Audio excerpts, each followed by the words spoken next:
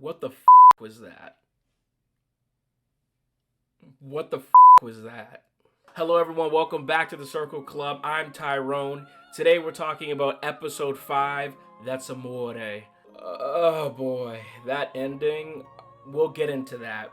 Let's get back to the beginning. Let's start with Mr. Albie. So Albie starts out, he's in bed doing the deed with Lucia. And then once they're done, it's the next day or afterwards, and she's like, hey, you're gonna pay for what I put out. And he's just completely taken aback. He has no idea that she's a sex worker. And girl, by the way, like, you have got to ask for the money up front at this point. Like, these dudes have played you so many times. Yikes. But Albie has no idea that she's a sex worker. He thinks that they're getting involved. She's interested potential, and maybe she's a resident at the White Lotus as well. She lets him know that's not the case, but she did have fun. I think that Lucia is also looking for a way out, but she also knows how innocent he is, naive. So she's like, maybe this could be my meal ticket. But I think as the episode goes on, she sort of starts to realize he's genuine, he's good-hearted. It's sort of some of the things I was alluding to in my last video that I was saying. I think everyone sort of has this perception that Albie, because he's nice, is gonna flip in 180 and sort of be that classic, oh, I'm a nice guy so I deserve things, and flips out. But he's been pretty consistent throughout the series. He is a nice guy, he's genuine, he's trying to break the generational cycle of his grandfather and father. The two go into the city later, and Lucia is approached by this man who's pretty aggressive with her, and I think Albie sort of wants to step up or do something, but he's also sort of not in the position where he's like, hey, I don't want to be, the white knight and save you if that's not what you're asking. But I think that's going to come full circle for us, and we're going to see what happens there. But I think Lucia is starting to realize she wants to out from this world. She doesn't want to be involved. And then we also see in this episode, Albie is approached with Portia. They say their goodbyes. They go their separate ways. And this is what I was saying last episode as well. Portia may be going down the wrong path. You know the old Robert Frost, two roads diverge in a yellow wood? I think she may have gone down the wrong path. But Albie says goodbye to her, and they both sort of have this, I wouldn't say resent for each other, but more of like, hey, who knows what could have happened potentially. I think Portia was like, well, you look like you're preoccupied, so you don't really care that much that I'm preoccupied. She does apologize, so that was good on her, but those two are finito as of right now. I think, as I predicted before, that these two will somehow reconnect by the end. We only got 2 more episodes, so who knows? Maybe this is the final goodbye, but who knows what could have happened between those two. I'm one of those people, I'm just like, can we just see love on screen? Can we see happiness? Just one time? No. Next we have Ethan. Poor Ethan. Sort of poor Ethan. I don't know. How do you guys feel about Ethan right now? Like, I sort of feel empathetic because I feel like he was in a situation he probably shouldn't have put himself in, but at the same time, he didn't do anything. He did push Mia off. There really was no way of him telling Harper, because Harper she's a straight shooter. Like, if you do something to diss her, disrespect her, that's it. But I kind of feel bad a little bit because I'm like, I think Ethan realizes that he's made a mistake and he wants to sort of distance himself from Cam, but Cam is just egging things on. I think Harper as well, she knows, okay, I want a little bit of revenge, and it makes sense. You want to get vengeful when someone wrongs you. They're at dinner and Cam is sort of touching her leg, and what I will say about Ethan is I love that he called Cam out, like, hey, you always want something I can't have. And he had some diss lines in there for sure, which I didn't think he had that dog in him, but I guess he does. But Harper is sort of letting it happen a little bit, and I think someone like Cam repulses her per se, but there's always that sense with people. You make fun of someone, you tease them, it's because you're also sort of attracted potentially. It's like that young playground, schoolyard kind of flirtation. I don't want those two to be together or even interact that much. I know it's high drama, but I think Cam is gonna go a little bit too far, and Ethan might try to fuck him up. And boy, can that please happen. Now, one character I wasn't really expecting who gave me a little twist was Daphne. Now, Daphne, the last few episodes, we've seen her talking to Harper, and she's been like, yeah, Cam may be doing what he wants, but I'm gonna do what I want. I'm gonna sort of put these ideas and make him go crazy, right? She's manipulating him because of his actions that he's done. It's sort of almost like psychologically. That's the way Daphne plays. And I think she sort of plays this role of, hey, I'm the blonde and sort of stupid and go with the flow, right? She's the dumb blonde character, but she's more actually the Daisy, Great Gatsby character, where she plays this pretty little fool, but she's wise. She's a couple steps ahead of others, and she reveals to Harper that the kid that she has with Cam is not Cam's. It is her personal trainer's, and I thought, boy, that was clever, and it went right over Harper's head, so I just wanted to mention that in case it went over anyone else's head. But I was like, wow, Daphne is a savage. She's a beast. My respect for Daphne definitely went up a little bit just because she wronged Cam, and you know, being vengeful is certainly not something anyone should be doing in real life, but when we talk about a fictional setting, definitely cool. I love that about Daphne, for sure. Daphne is also sort of giving advice to Harper where she's like, we don't know what happened. If you think Ethan did something or wronged you or whatever, play the long game, get after him, get yourself a physical trainer. I feel that's not really Harper's MO. That doesn't really seem like her thing, but I think it's definitely going to cross her mind. And the fact that Ethan has already projected and said into the world that Cam always tries to steal what's his and one-ups him, I think she'll play into it. And I think you see that in some of these upcoming trailers and promos, that she's going to let him touch her a little bit. And she's already sort of done that. Listen, I don't care how in debt Ethan is to Cam. Once he touched her leg, it's all over. I mean, Ethan would have been justified if he jumped over the table right there and socked him. And as you can see, as I said in some of these trailers, his patience is definitely wearing.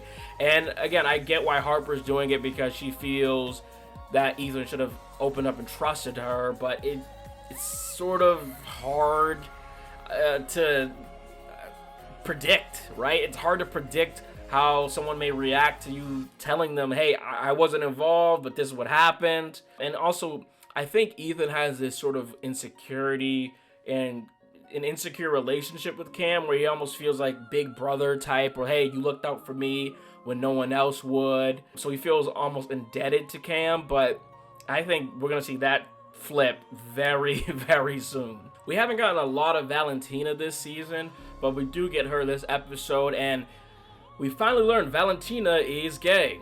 She clearly has a crush on Isabella. She wants to get closer to her, so she moves Isabella and Rocco. And the reaction isn't quite what she would expect or hope. Rocco isn't feeling it. Isabella's sort of like, why did you do this?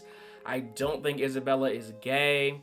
But Mia does pick up on these signals, and she's trying to get a position as a singer at the bar. So she tells Valentina, hey, you give me a shot, then maybe I can give you something back. And I think Valentina's looking for a little bit of fun, so she said, all right, I'll give you one shot. She throughout the whole episode, she kept saying no, but she finally, and I'm like, all right, our girl Valentina is down bad. I mean, tremendous. She is looking for some. So she gives Mia a shot. Mia crushes it. So we'll see where that all takes her going forward. But we get a little bit more Valentina. I don't know how far they're going to go with her. It seems like, we only have 2 episodes left. So she's probably not going to go full dive the way Armand did last season. But we did get a little bit of Valentina. So we will keep our eyes on that as well. Now, Quentin, Jack, and the gays. I was rooting for you! We were all rooting for you! How dare you! From the first time we saw them, something felt off. They told that sketchy story about the lady who went missing. Jack just seems to be full rage mode, degenerate, and they just have this creepy vibe about them, like they're almost in like some sort of sex cult or something. I don't know what's going on here. But Quentin invites Tanya out to the Broadway, the opera show, and Jack is like, we're not doing that. Let the olds go, be with the olds. Now, it's important. Jack had mentioned how he's always involved with older women, and that was sort of a red flag for me. Because I was like, why would is he like sort of the sex boy for them that he passes on to the old women and they take advantage of? So at first I was like, all right, maybe they're gonna use Jack to try to get Tanya lured, but yeah. Wow. So Quentin and Tanya decide to go see Madame Butterfly. Madame Butterfly is a story about unrequited love. It has a tragic ending, and Quentin sort of tells us the background of his story, and it seems pretty parallel to that. He fell in love with a man who was straight, and he's just never been the same since. Tanya sort of said the same thing. She's fallen in love, and it wasn't reciprocated, and she felt the same exact way. So the two have this bond connection about just falling in love with people where it didn't work out time and time again. Now, that leads us to the tragic ending.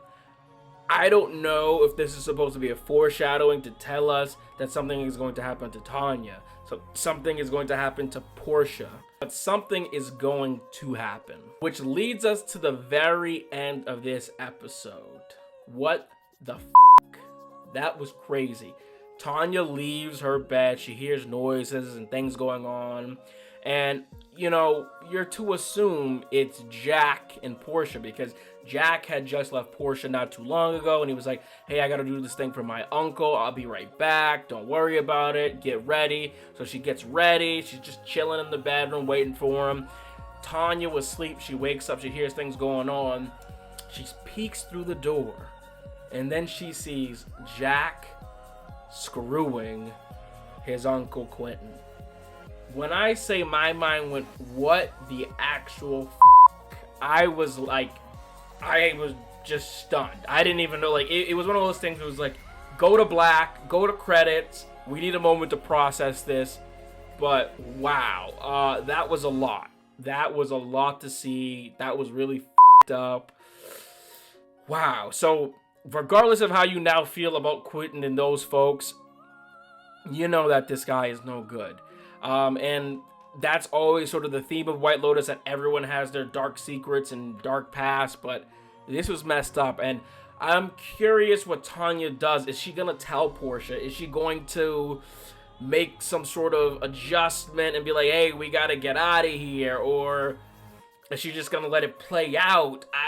She's like, maybe she goes, hey, we only see these people for a little bit of time, so not our business. But that is crazy. Like, I could not have imagined or seen that coming. Maybe I missed the cues. There are a lot of little hints throughout White Lotus where they lead things up. So let me know in the comments, did I miss something there? Because I was not expecting that at all. Personally, I thought the scene was a little insensitive to the gay community. This is sort of a stereotype or trope that people say about the LGBTQ plus community, is that they lure young people in and they're pedophiles and all this stuff. So I wasn't a fan of that. Personally, I think, you know, there could have been some different way to make them just as dark, just as messed up. It didn't have to be Jack. It could have been a young boy that happened to just be with them. But I wasn't a fan of that personally. And I'm curious to see how they go forward with this, or what are they trying to tell here, but I was not a fan of that at all. And this is probably the first time in this show I've been really like, no, they shouldn't have done that. That was wrong. I'm not too happy about it. But let me know. Maybe I'm being oversensitive. I don't know. Let me know in the comments what you guys think. This episode was a lot. I am tremendously worried about my man Ethan. Albie, he may fall in love with Lucia and end up getting beat up because Lucia owes this man some money. Jack, Portia, what is going on there? Like, I know she knows it's just fun, but like, how does Tanya reveal that to her? Like, all of these questions now, my mind is spinning. My mind is spinning. I know your mind is spinning too. If you're watching this show, I don't think we saw that ending coming. Maybe I missed something, like I said, so let me know in the comments below. Remember, be kind in the comments, everyone has their own opinion, and we're just here to engage, have fun, a conversation about something that is fictional. This isn't real, so don't take it too seriously. And remember everyone, just be you. See you in the next video. Peace.